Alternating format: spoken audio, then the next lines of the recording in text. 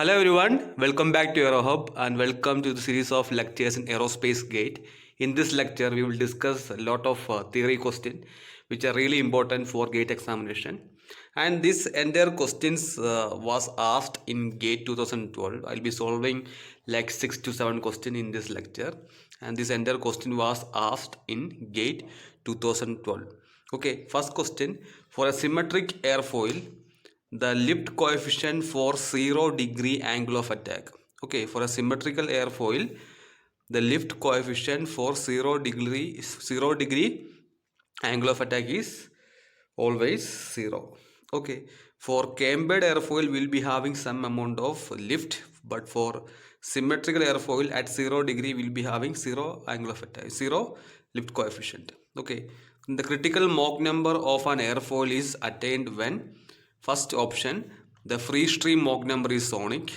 Second option, the free stream Mach number is supersonic. Third option, Mach number somewhere on the airfoil is unity.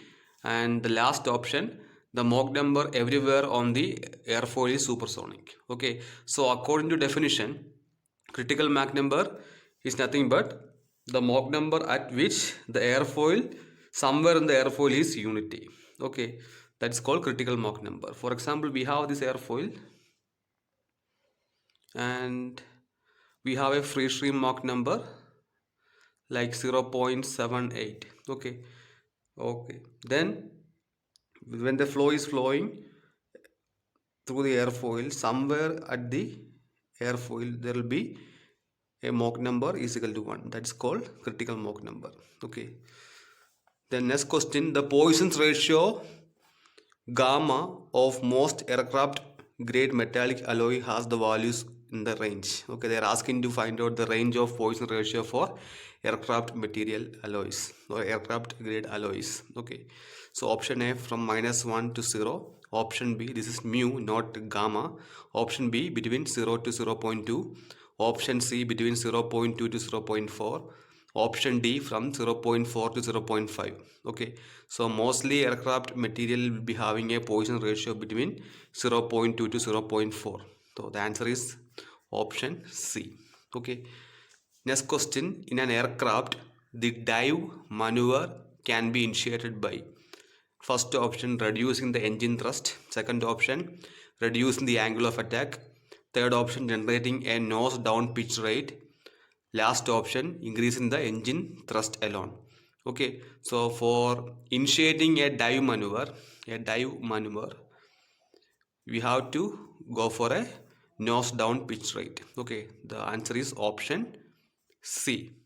Next question, in an aircraft the elevator control effectiveness determine first option turn radius, second option rate of climb, next option forward most location of center of gravity, last option aft most location of center of gravity.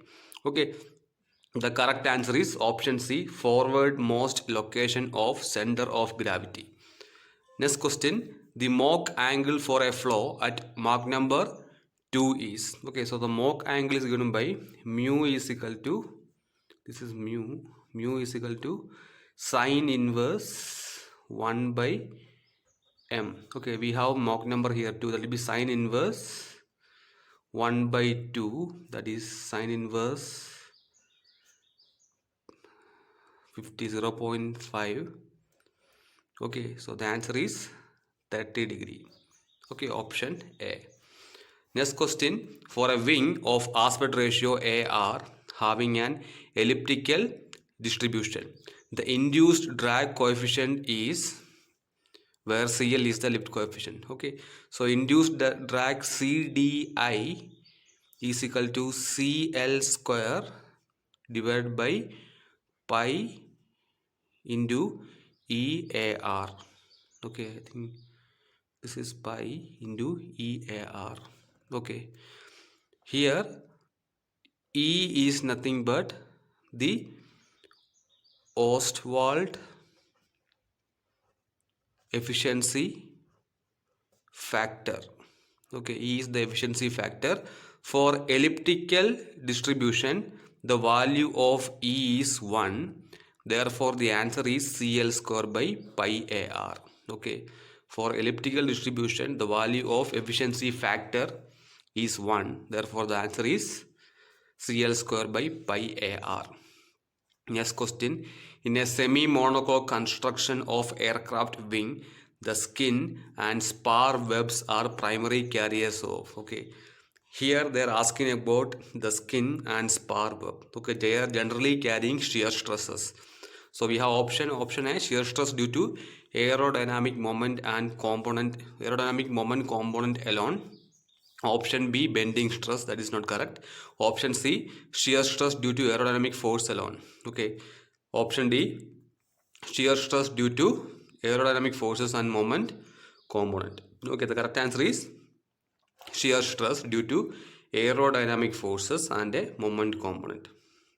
Okay, here it is shear stress due to aerodynamic moment component. That is not correct. Okay. Then next question, buckling of fuselage skin can be delayed by.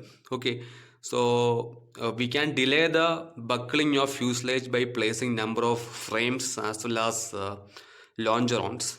Okay, so the frames should be, if this is the fuselage, okay, these are the frames, these are frames. Okay, this frame should be closer. Okay, it should not far away. Okay, if frames are really closer, we can reduce the buckling length, effective length of buckling.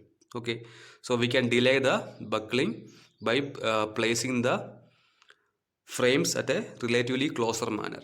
Okay, and one more case, you are aware that most of the fuselages are subject to internal pressure. If you are increasing the internal pressure, we can reduce the buckling, we can delay the buckling. Okay, we have the option increasing internal pressure, we have that option. Then placing stiffness farther apart. Okay, this is not correct. Reducing skin thickness, that is not correct. Then placing stiffness farther apart and decreasing internal pressure, not correct. We can increase the internal pressure and we can delay the buckling of fuselage skin. Okay, so that's all about this lecture. Thank you for listening. Take care.